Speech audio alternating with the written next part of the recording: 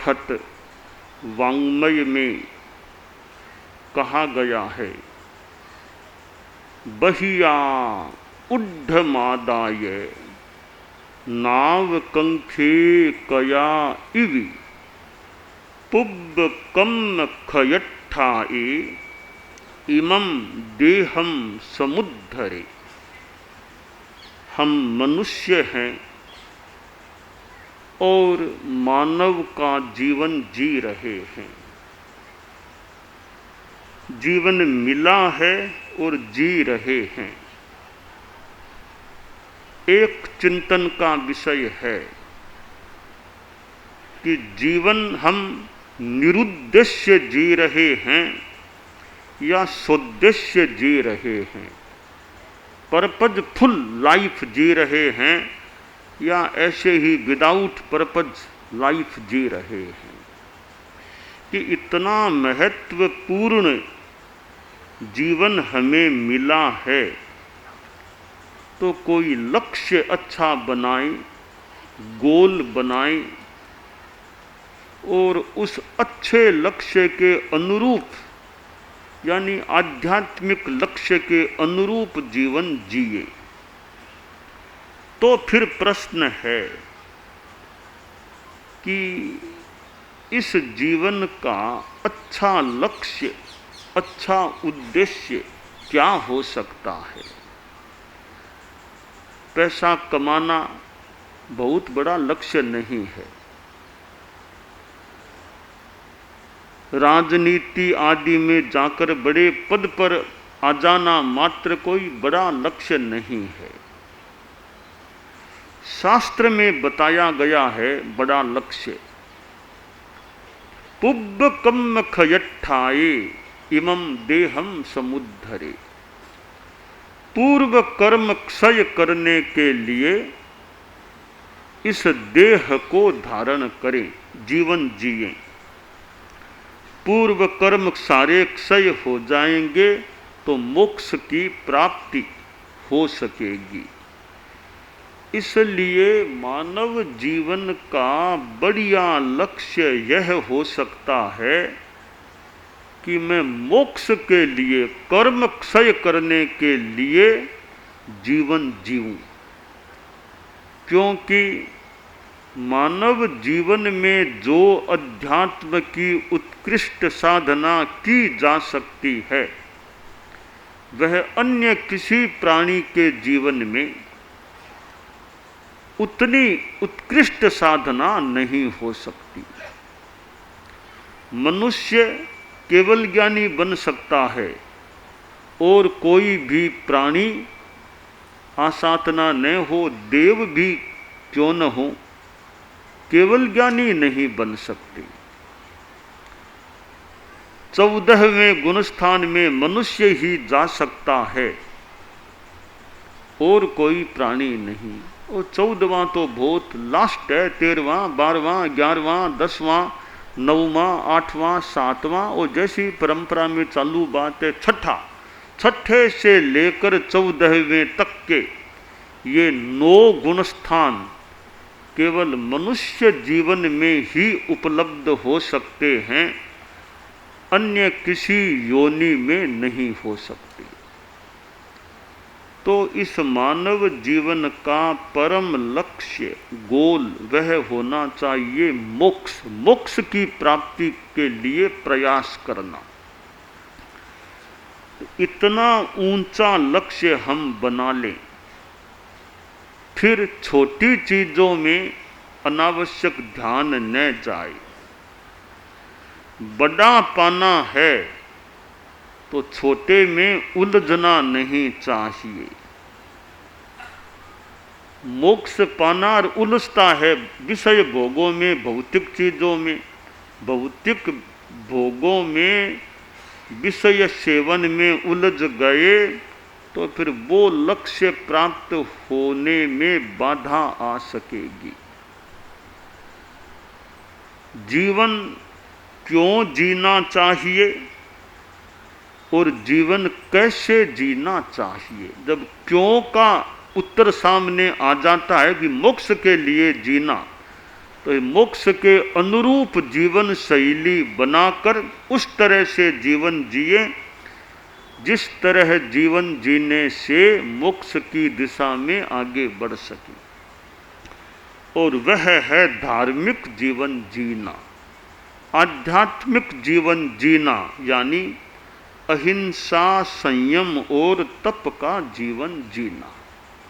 अहिंसा की साधना है, संयम की साधना है, तप की आराधना है, तो हम मोक्ष की दिशा में गतिमान हो सकते हैं, आगे बढ़ सकते हैं। जीवन जीना है तो शरीर को भी टिकाना होता है, और शरीर को टिकाना है तो भोजन आदि भी इस शरीर को देने होते हैं। यह शरीर की मांग है, अपेक्षा है। इसे हवा भी चाहिए, पानी भी चाहिए और भोजन भी चाहिए। इसकी मांगों की पूर्ति नहीं होगी तो हो सकता है यह शरीर अपने आप में निष्क्रिय हो जाए और निष्प्राण भी हो जाए। तो निष्प्राण न हो, क्योंकि उपयोग में लेना है तो भाड़ा भी देना होगा। आपको नौकर चाहिए, नौकर से काम लेना है तो नौकर को वेतन, भोजन जो भी देना होगा। ऐसे तो नौकर कितना क्या काम करेगा। तो नौकर को भी राजी रखें, यानी उसकी मांग की, अपेक्षा की आप पूर्ति करते रहेंगे, बराबर उसको वेतन, उचित वेतन मिलता रहेगा, और मौके टोके पर कुछ एक्स्ट्रा भी, कुछ गिफ्ट आदि देते रहेंगे तो नौकर आपसे राजी रहेगा और आपका अच्छा काम भी करता रहेगा। तो नौकर को भी राजी रखना, संतुष्ट रखना अपेक्षित है यदि उससे काम लेना है। तो शरीर हमारा एक मानो कर्मचारी है, नौकर है, कितना यह काम देता है। तो इसकी जो मांग है, इसकी जो आवश्यकता है, उसकी पूर्ति भी हम करेंगे तो यह शरीर अच्छे ढंग से, बाकी तो कर्मों का योग है, सहयोग देता रह सकता है।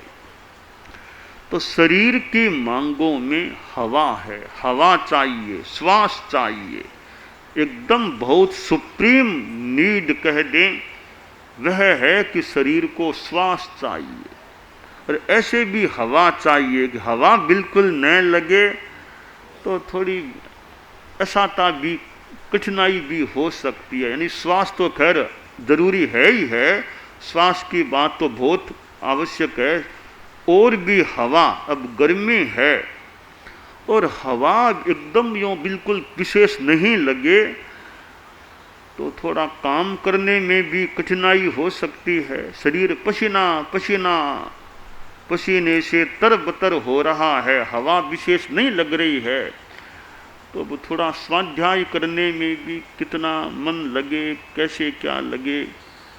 कभी गर्मी बहुत है, गर्मी बहुत है, ठीक है, अच्छा सहिष्णु आदमी उसको भी सहन कर सकता है, पर हवा के बिना सामान्य आदमी के लिए आराम से काम करना मुश्किल हो। तो शरीर की एक मांग है, इसको हवा भी चाहिए। ठीक है, सर्दी में वो ठंड से मुक्ति की बात है, तो गर्मी में तो वो थोड़ी हवा लगे, ठंडी लू नहीं, लू लगे तो वो भी अनुकूल न लगे, इतनी थोड़ी ठीक हवा लगे शरीर को तो आदमी काम कर सकते। बाकी अब सहनशीलता है तो आदमी बैठा है, पसीना आए तो आए, जितना मन लगे काम कर लो, वरना थोड़ा जप करते रहो, कुछ कर लो कि भी मुझे तो सहन करना है। पर सामान्य आदमी को हवा भी चाहिए, इसलिए पंखों की व्यवस्था की जाती है। आपके घरों में देखो पंखे, एसी, जो भी आपकी व्यवस्था है मिलते हैं। सामाजिक भवनों में देखें पंखे आदि की व्यवस्था, एसी की कितनी व्यवस्था मिलती है। कि आदमी गर्मी से परेशान न हो जाए। कुछ तो आदमी की आदत की बात भी, अभ्यास की बात भी हो सकती है कि आपको अब एसी में रहने का अभ्यास हो गया है, आपको पंखे के नीचे रहने का अभ्यास हो गया। अब हो सकता है 1 घंटा बिना पंखा रहना पड़े, लाइट चली जाए, पंखा नहीं, एसी नहीं, तो कुछ कठिनाई हो सकती है। थोड़ा अभ्यास है बिना पंखे के, बिना एसी के रहने का अभ्यास हो गया, आदमी नॉर्मल बैठा है, हवा नहीं है खास नहीं तो भी बैठा है, अपना हवा थोड़ी लगे तो ठीक है, वरना बैठा है, अपना काम अपने ढंग से करता है। तो शरीर की एक मांग है कि हवा चाहिए। शरीर की दूसरी मांग है उसे पानी चाहिए। प्यास लग जाती है, भोजन के बिना तो फिर भी आदमी थोड़ा समय निकाल दे, पर पानी के बिना समय निकालना और मुश्किल है।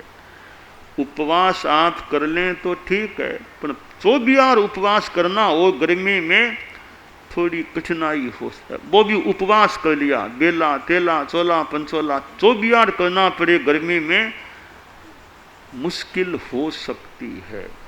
तो हवा की अपेक्षा है, फिर पानी की अपेक्षा है। संस्कृत में तो जल और अन्न को रत्न कहा गया। पृथिव्याम त्रीणि रत्नानि जलमन्नम सुभाषितम मूढ़ै पाषाण खंडेषु रत्न संज्ञा विधीयते। कवि ने कहा कि इस पृथ्वी पर 3 रत्न हैं। एक रत्न है जल, पानी रत्न है। दूसरा रत्न है अन्न, अनाज, धान, वह रत्न है। और तीसरा रत्न है सुभाषित, अच्छी वाणी, वह भी रत्न है। कवि ने तो कह दिया, मूढ़ लोग तो पत्थर के टुकड़ों को रत्न कहते हैं। ठीक है, वो भी एक संज्ञा है, कोई बुरी बात नहीं है, पर उन रत्नों से भी ज्यादा महत्वपूर्ण पानी है, अन्न है और सुभाषित है। तो शरीर की मांग हवा की है, पानी की है और अनाज भोजन की भी मांग है। शरीर को भोजन चाहिए। लक्ष्य हमारा मोक्ष की दिशा में आगे बढ़ना है। अब संत लोग हैं, मान लें लक्ष्य तो साधना का, मोक्ष का, पर गोचरी जाते हैं। आप जैसे लोगों के घरों में, डेरों में आहार पानी आहार आदि लाते हैं, क्यों? कभी शरीर को भाड़ा देना होगा। अगर शरीर से काम लेना है तो भाड़ा देना होगा, वरना काम करने में कठिनाई है। सेवा भी कैसे कर पाएंगे, खाना नहीं मिलेगा शरीर को। बिहार यात्रा कितनी क्या हो पाएगी अगर शरीर को भोजन पानी नहीं मिलेगा। तो संत लोग भी भिक्षा के माध्यम से, भिक्षा के द्वारा भोजन अन्न जल प्राप्त करते हैं, इस शरीर को भाड़ा देते हैं। ये भूख एक ऐसी कुतिया है, कुतिया मान लो, इसको टुकड़े डालते रहो तो शांत रहेगी, वरना यह परेशान कर सके। तो कुतिया, भूख रूपी कुतिया, क्षुधा को टुकड़े डालते रहो, कुछ देते रहो टाइम टाइम पर, तो शांति में रह सके, शांति से रह सके। तो आहार भोजन अपेक्षा है। अब आहार भी कैसे करना, कितना करना, यह एक विवेक का विषय हो जाता है। भोजन करना है, पर शरीर को कितनी अपेक्षा है और हम खाते कितना है। कितने लोग ऐसे भी होंगे जिनको टाइमली खाना पूरा मिलता ही नहीं है, बेचारे भूखे रहते होंगे, गरीब हैं, बेरोजगार हैं और भूखे हैं, भोजन टाइम पर पूरा नहीं मिलता है। कभी एक बार मिलता है, कभी कोई 2 बार पूरा नहीं मिले, कभी 2 बार मिल जाए। ऐसे लोग भी दुनिया में हो सकते हैं। और दूसरी ओर ऐसे लोग भी हों जो खूब खा रहे हैं, ज़्यादा खा रहे हैं, ज़रूरत नहीं है उससे हम ज़्यादा खा लेते हैं। रहने के लिए देखें, एक और शहरों में बड़े बड़े मकान, अपार्टमेंट, बिल्डिंग्स, टावर ऐसे बने हुए हैं, बड़ी बड़ी अट्टालिकाएं हैं, तो उसके पास में फुटपाथ पर गरीब लोग बैठे हैं, वहीं खाना खाते हैं, वहीं से नौकरी मजदूरी में चले जाते हैं। उनके अपना कोई मकान शायद हो भी नहीं, वो फुटपाथ ही उनका मकान है, आवास का स्थान है, वहाँ वहीं सो गए, वहीं रह गए, वहाँ अपना काम चलाते हैं। यह तो एक स्थिति है, इसमें अपने अपने कर्मों का भी योग हो सकता है कि पुण्य और का कितना का योग है, पर दुनिया में भूखे लोग भी पूरा नहीं खा सके, मिलता नहीं खाने को, ऐसे लोग भी हो सकते हैं। तो दूसरी ओर लोग कुछ ज़्यादा खाने वाले भी मिल सकते हैं। तो खाकर खराब नहीं होना चाहिए। खाना मिला नहीं, उससे कुछ तकलीफ हो गई वो तो मान ले, पर खाना ज़्यादा खाकर के खराब क्यों हो, ज़्यादा खाकर बीमार क्यों पड़े। तो आहार के प्रति हमारा संयम और विवेक हो कि भोजन में असंयम नहीं करना। थोड़ी भूख रहे तो ठीक है। ऊनोद्री, हमारे जैनों में जो 12 तप हैं, अनशन, ऊनोद्री, भिक्षा, ऊनोद्री दूसरा तप है, तो थोड़ी ऊनोद्री बढ़िया है। ऊनोद्री में गुण घना, ऊनोद्री में बहुत गुण है, थोड़ा कम खाने में कमी रखें। ऊन उदरी, पेट को थोड़ा कम दें, खाली रखें। पेट को थोड़ा खाली रखना बहुत बढ़िया काम है, संयम हो गया। धर्म की दृष्टि से देखें तो संयम रखा है तो संयम हो गया। शारीरिक स्वास्थ्य के हिसाब से भी ज़्यादा नहीं खाया तो पेट भी कुछ ठीक रह सकेगा, साता रह सकेगी। तो ऊनोद्री में गुण गणा, थोड़े में गुण गणा, ज़्यादा मत खाओ। तो खाने में संयम रखना। आदमी के सामने चीज़ें आ गई मनोज्ञ तो आदमी ज़्यादा भी खा सकता है, तो वहाँ मन पर भी काबू रखना। और हमारे जैन धर्म में ये द्रव्यों की सीमा रखना, इतने द्रव्यों से ज़्यादा नहीं खाना, 11, 12, 13 से ज़्यादा नहीं खाना, ऐसे जो नियम हैं, 14 नियम जो हमारी पुरानी परंपरा में रहे हैं, आज भी 14 नियम का त्याग रखने वाले लोग हों तो हो सकते हैं। तो उसमें द्रव्यों की सीमा की बात, 14 नियम हैं, ये संयम के प्रयोग हैं, धर्म की दृष्टि से हैं। शारीरिक अनुकूलता भी इनसे मिल सकती है। रात्रि भोजन नहीं करना एक आहार संयम का महत्वपूर्ण आयाम है कि रात में नहीं खाना।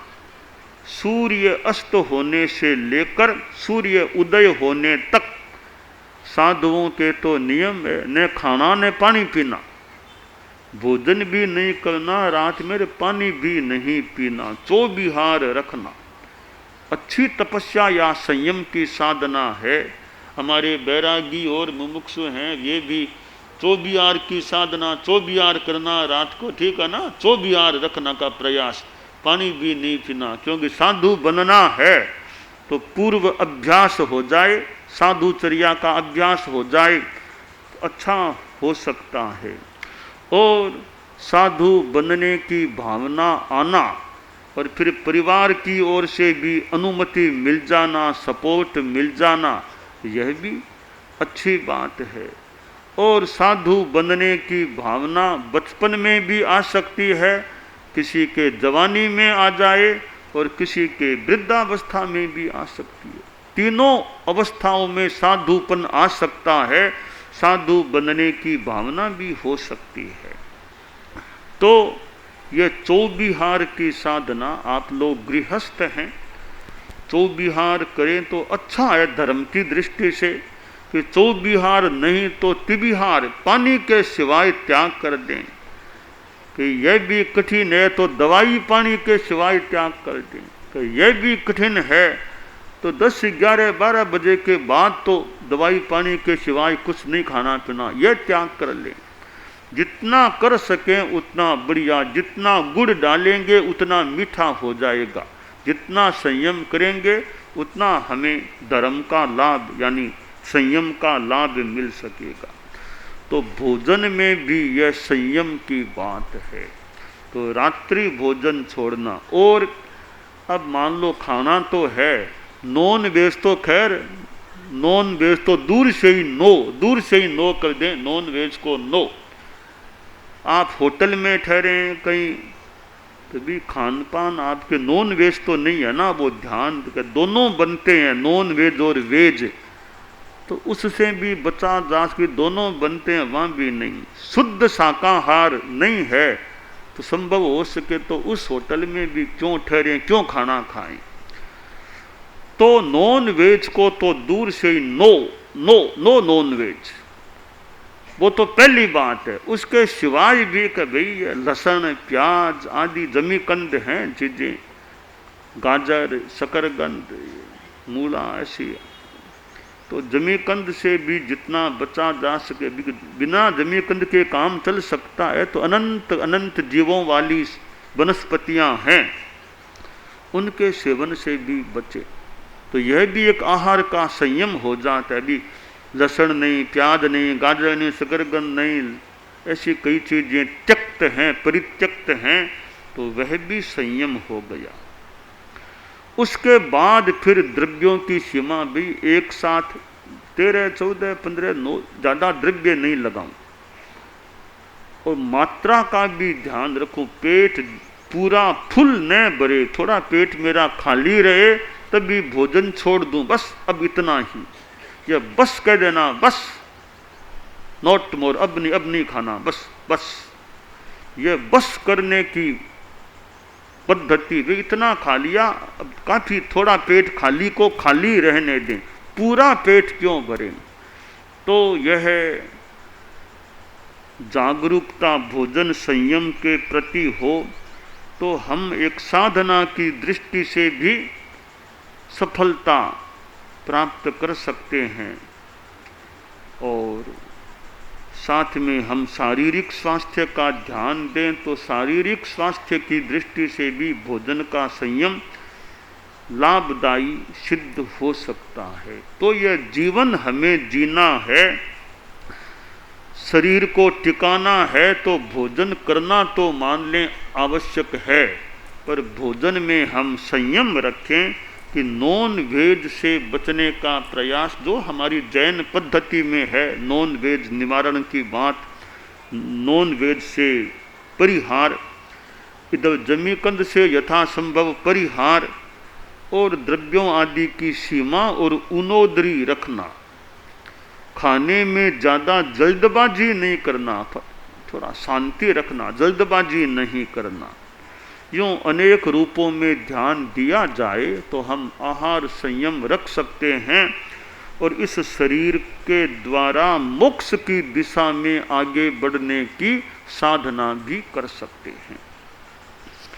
दानान सिद्धम अभयपयाणम सच्चे सुया अणवज्जं वयन्ति तवे सुया उत्तम बंभचेरम लोगुत्तमे समणेणाय पुत्ते।